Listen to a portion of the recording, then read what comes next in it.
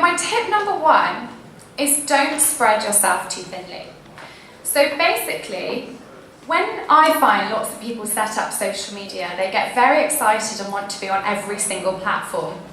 So you can see here, most websites now link to your social media channels. So you've got to make sure that you are letting people know about where you are online, where you're going to be active in social media.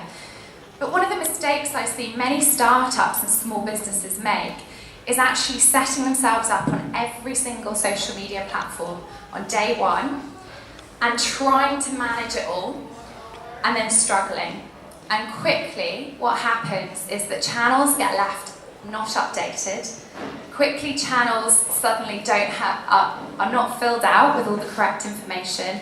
And also, there's nothing worse than going to an Instagram account or a Twitter account and you see the last tweet 6 months old.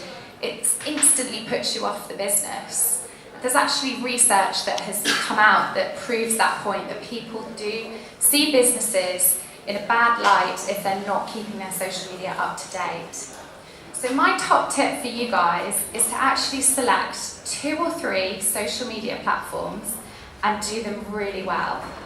So where you can actually focus your energy on just 1, 2 or 3 platforms. I always say 2 or 3 because I think 1 is just a little bit lazy.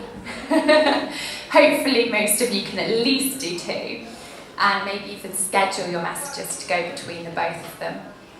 The biggest social media platforms in the UK are Facebook, Twitter and Instagram. But it's important to decide where your audience is. So your target customers, what social media channels do they use? Because there's absolutely no point setting yourself up on a platform like Snapchat or Tumblr or Google Plus if your audience isn't there. So find out which social media platforms your audience is using first of all.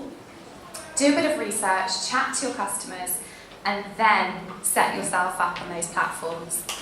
So while I was putting together the slides for tonight, I did come across a business that I trained about 6 months ago on Facebook and Twitter. And I noticed that they had an Instagram link on their website, and I got really excited and thought, oh, brilliant, they've decided to expand down to Instagram.